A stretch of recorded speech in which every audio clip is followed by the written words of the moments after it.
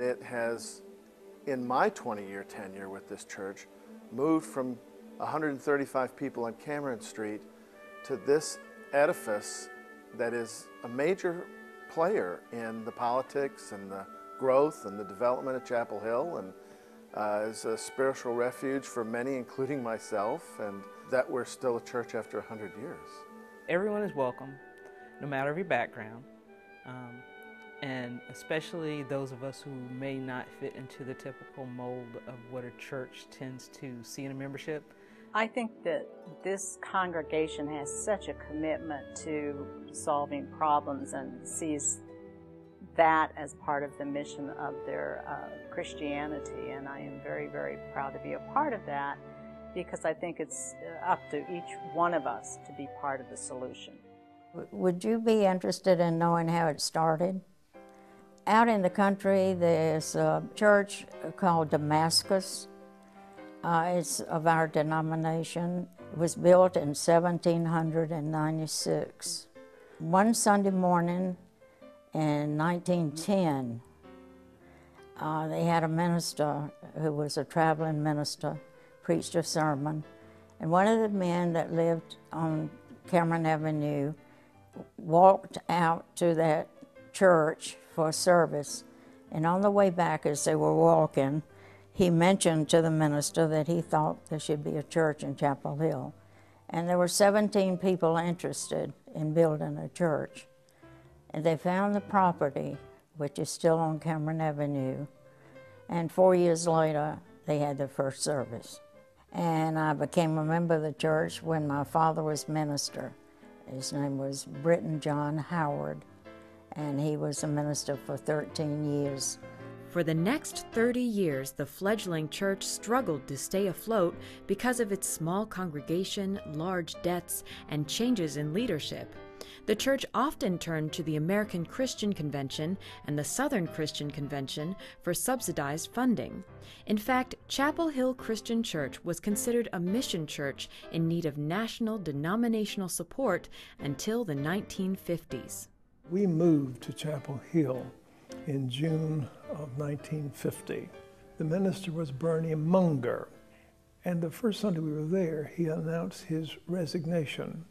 The next Saturday afternoon, the chairman of the Board of Deacons showed up at our apartment. Lindsay Neville was his name.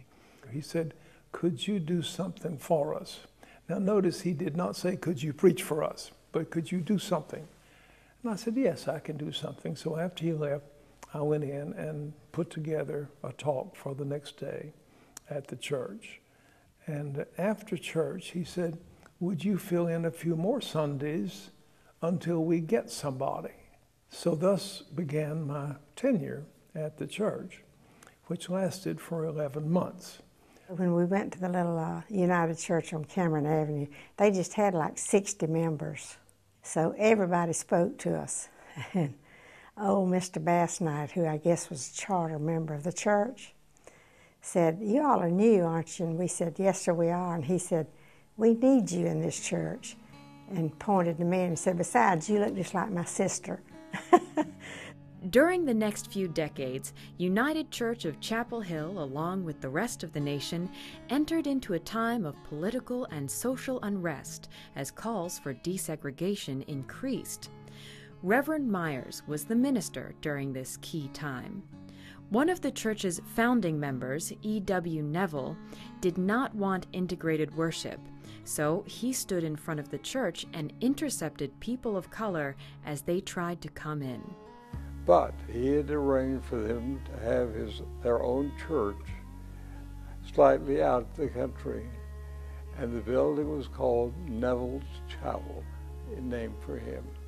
3 days before Martin Luther King was scheduled to come to my house, Mr. Neville came to my house pushing his wheelbarrow empty. I went out on the porch to speak to him, and there on the porch he said, "I have contacted the Ku Klux Klan, and they have promised they will burn no crosses in your front yard.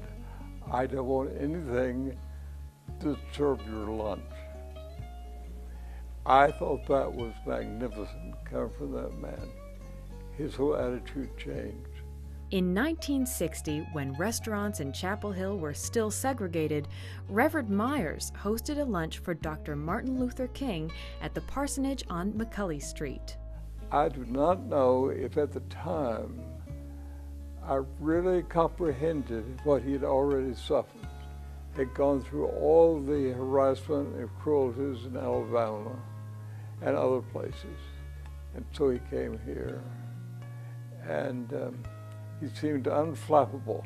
As the civil rights movement drew to a close, United Church of Chapel Hill continued its unwavering support of racial and economic equality with the creation of one of Chapel Hill's first integrated daycares.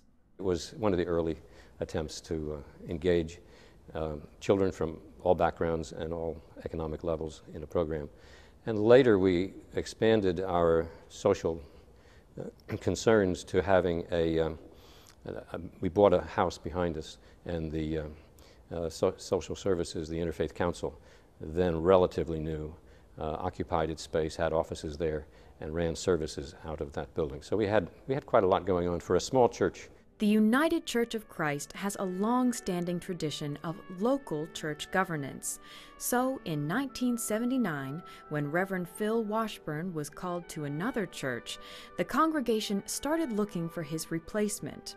A young couple from Yale Divinity applied for the position. I was on the pulpit committee to find a minister. So I remember the Saturday morning, the committee went down to the church to hear them. So he chose one side and she chose the other. And they gave us a little sample of how their preaching would be. And so when we went back to the fellowship hall, every one of us said, "This is it, this is it." So everybody was just real pleased. And of course, that's 30 years ago. And we've been pleased ever since. The first time I attended a service in the United Church, I couldn't believe it. There were women ushers. You know, that was a male thing. And there were women deacons.